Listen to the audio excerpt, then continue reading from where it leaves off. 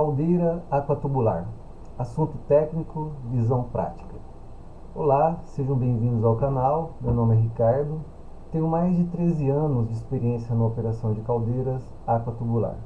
E aqui vou compartilhar conhecimentos técnicos e com uma visão prática de quem está no dia a dia da operação. No vídeo de hoje vamos falar sobre caminho do ar. Eu costumo dizer para que você conheça uma caldeira aquatubular por inteiro e também o funcionamento de cada equipamento dela, é importante você saber o caminho do ar, o caminho do bagaço e o caminho da água, né? Aqui hoje eu vou falar sobre o caminho do ar. Começamos aqui pelo ventilador primário, né? O ventilador primário, ele é o responsável pela fonte de oxigênio para a queima do bagaço. É a principal fonte de oxigênio para a queima do bagaço dentro da fornalha. Né? Lembrando que uma caldeira tubular é dividida em três partes, onde nós temos a fornalha, o duto de saída dos gases e a chaminé. Né? Aqui no meio do caminho a gente pode encontrar outros periféricos, mas não deixa de ser esse padrão. Tá? No ventilador primário, ele capta o ar do meio ambiente, que geralmente está entre 25 a 35 graus. Se a gente mandasse esse ar direto para a fornalha, a gente teria um consumo maior de bagaço. E é muito interessante que a caldeira seja econômica, né? Sobrando mais bagaço para o estoque e assim depois de uma safra a gente ainda ter muito bagaço para produzir, gerar muito vapor durante um determinado tempo. Tá? Então é importante que a gente aqueça esse ar do meio ambiente. Como que funciona esse aquecimento? Então o ventilador primário capta esse ar do meio ambiente, né, de 25 a 35 graus, através de dutos. Né, esse ar entra primeiro no pré-aquecedor de ar 1, né, depois de passar pelo pré-aquecedor de ar 1, esse ar sai a aproximadamente entre 160 a 175 graus. Olha o ganho de energia térmica. Tá? Lembrando que essa simulação que eu estou fazendo aqui é para uma caldeira de 200 toneladas a hora de produção. Dependendo do projeto, essa temperatura muda, mas chega bem próximo entre 160 a 175 graus. Beleza?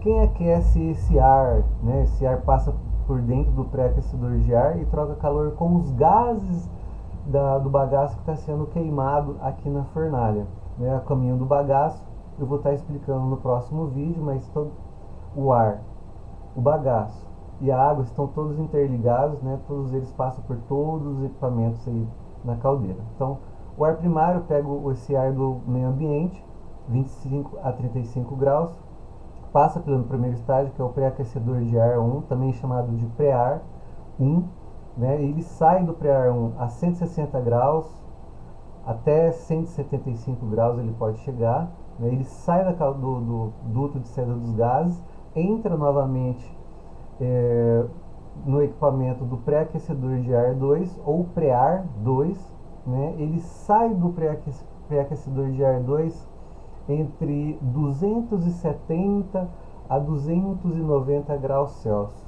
Olha que ganho de energia, né? E aí sim ele entra na fornalha por baixo das grelhas, né? Eu coloquei umas setinhas aqui mostrando a entrada do ar primário, né? Coloquei até uma explicação. A ventilação primária é a principal fonte de oxigênio para a queima do bagaço, tá? Beleza. E aqui já acontece a queima do bagaço. Para auxiliar, né, para que a gente tenha uma queima, digamos que quase 100% do bagaço, a gente também tem os ventiladores secundários. Os ventiladores secundários também captam esse ar da atmosfera aqui do meio ambiente, só que eles entram, né, coloquei algumas setinhas aqui, através de dutos, eles entram aproximadamente no meio da caldeira, um pouco acima da entrada do bagaço. O ar secundário, ele reacende a queima e cria uma cortina de ar frio, criando uma turbulência. Né? O ar secundário, geralmente ele entra com a temperatura do próprio meio ambiente. Em alguns projetos de algumas caldeiras, ele chega a receber um pouco uma troca de calor e entra um pouco mais quente também dentro da caldeira, mas sempre bem mais frio que o ar primário, né? Observe que o ar primário, ele, ao entrar dentro da fornalha com uma certa pressão através dos orifícios das grelhas, né? Chega um determinado momento que ele fica pobre de oxigênio, né? O fogo está quase apagando. É onde entra o secundário que reacende essa queima, garantindo a queima 100% do nosso bagaço, né? E cria, como é um ar frio, ele também cria uma turbulência, o pessoal costuma dizer uma cortina de ar, segurando o material um pouco mais dentro da fornalha para garantir a queima total, tá? Também temos o ventilador espargidor, né? Um outro ventilador que também capta o ar do meio ambiente, temperatura do ambiente, e ele entra no ponto estratégico bem na entrada do bagaço da fornalha. Então, o bagaço através dos dosadores, né? Vem aqui pelo duto dos dosadores, e assim que ele entra aqui na fornalha, ele recebe um impulso do ventilador primário, né? Como se fosse um sopro. Algumas caldeiras apenas espalham esse bagaço na fornalha por o todo, e em outros projetos de caldeira esse ar ele entra meio que num ciclone, né, rodando. A principal função do espargidor, do ventilador espargidor, é distribuir o bagaço misturando o oxigênio e facilitando a queima. Tá? É uma quantidade menor de ar que entra, mas ele tem que entrar na conta, né? Que ele faz parte, ajuda muito na queima do, do bagaço, né? Reacendendo, misturando o oxigênio, que é a nossa principal fonte aí da queima, né? Só explicando aqui um pouco sobre o duto de saída dos gases, né? Onde nós temos o pré-ar e nós temos os economizadores, né? Todo esse circuito é aquecido pela saída dos gases fuligem e não queimados que, que acontece depois da queima do bagaço aqui dentro da fornalha, né? Pra você ter uma ideia, os gases eles saem aqui da fornalha aproximadamente a 380 graus, né, podendo chegar a quase 400 graus. Olha quanta energia térmica que nós temos aqui.